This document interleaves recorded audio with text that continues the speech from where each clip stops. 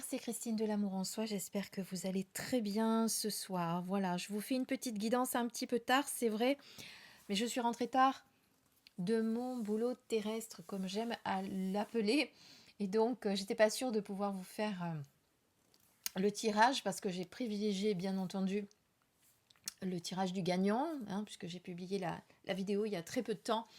Mais je me suis dit, allez, on leur fait une petite guidance quand même parce que je sais que vous en avez besoin, je sais que vous aimez ça. Donc voilà, donc ce sera une guidance avec des petits messages, des oracles.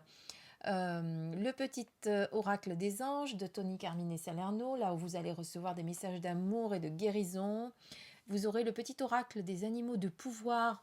On va se connecter à la médecine de l'animal dont vous avez besoin en ce moment. Et on finira avec un petit oracle qui s'appelle Pour s'aimer et s'accepter pleinement.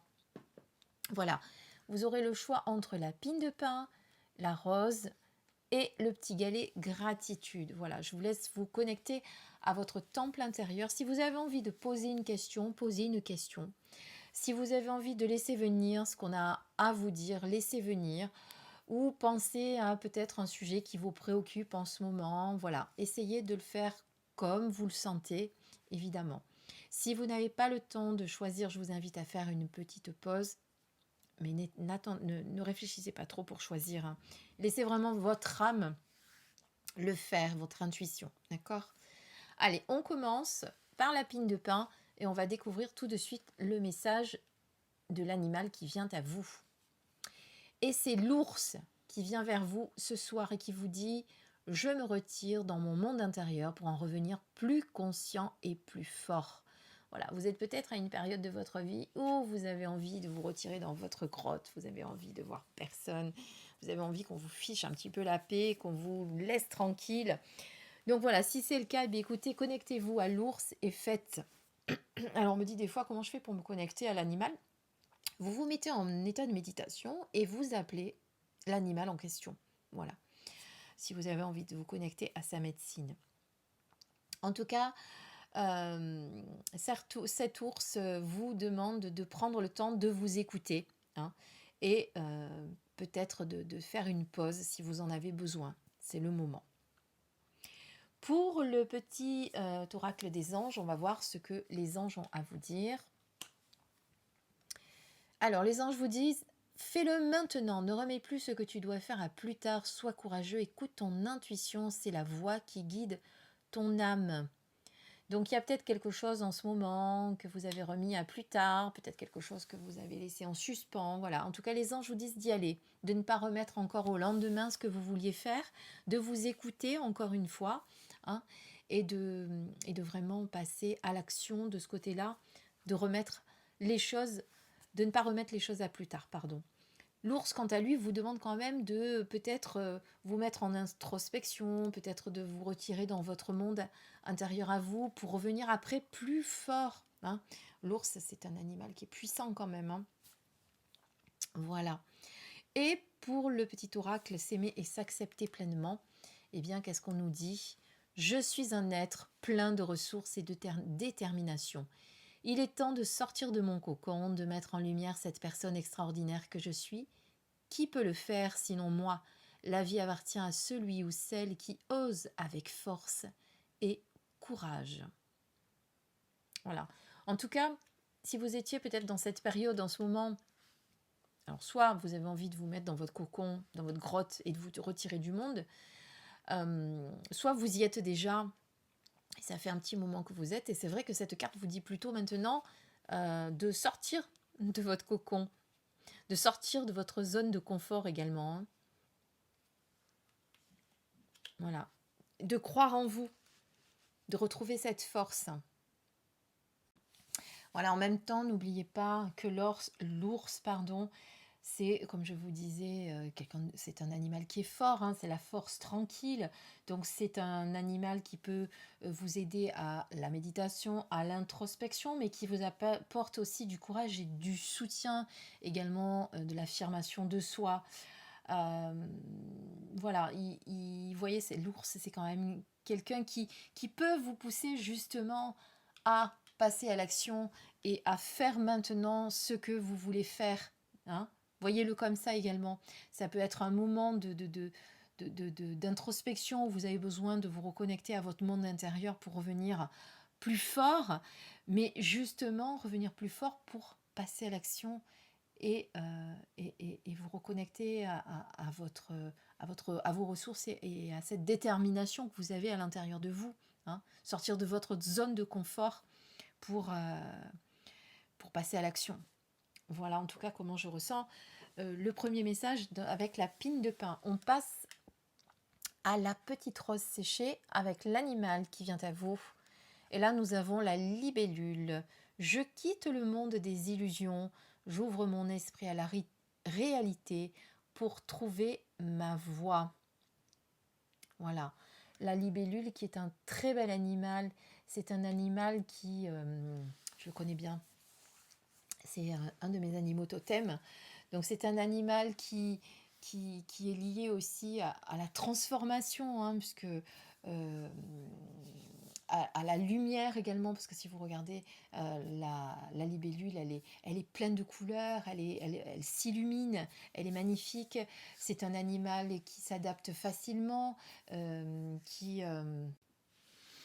voilà, un animal qui a une capacité d'adaptation. Elle est également associée à la symbolique du changement, de la lumière, de la légèreté aussi, hein, parce que regardez, quand elle virevolte comme ça, elle change vite de place. Elle est aussi reliée à la joie que l'on peut avoir dans la vie. Voilà, et c'est un animal qui vous demande aussi de plonger dans vos émotions. Hein. Voilà. Transformation, changement, adaptabilité, c'est vraiment ce qui ressort le plus de cet animal quand il arrive dans votre vie. Voilà ce que je peux vous dire sur la libellule que je connais bien. On regarde maintenant le message de votre ange. Vérité. La meilleure façon de traverser ton épreuve actuelle est de dire la vérité, contrairement à ce que tu penses. Personne ne sera blessé si tu exprimes exactement ce que tu ressens. Donc vous avez peut-être une problématique en ce moment qui vous embête, vous n'osez pas comment dire les choses, vous n'osez pas affronter la personne que ça concerne. En tout cas, on vous dit simplement, voilà, sois honnête, sois vrai, sois franche et dis la vérité. N'essaye pas toujours de t'adapter pour convenir aux autres, n'essaye pas toujours d'aller dans le sens des autres et de dire ce que tu penses que les autres ont envie d'entendre. Dis la vérité, dis ce que tu ressens, voilà. Et personne ne sera blessé. Voilà ce qu'on peut vous dire. Ensuite, avec la carte pour s'aimer, je crée mon propre chemin. Donne du sens à sa vie. Donner du sens à sa vie, pardon. Voilà un merveilleux et courageux voyage à entreprendre. Il est toujours possible de recommencer et de dépasser, de changer le cours de son existence.